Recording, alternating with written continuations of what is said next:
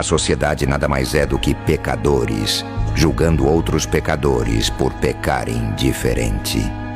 Hipócrita por natureza, o homem construiu templos, leis e moral, apenas para esconder o próprio caos. Julga o vício do outro enquanto alimenta o seu no escuro.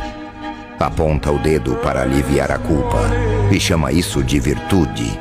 A verdade é que ninguém é puro, só há quem disfarce melhor.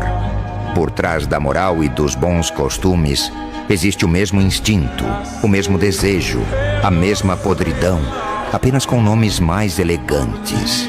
A sociedade não quer justiça, quer espetáculo, não quer pureza, quer condenar.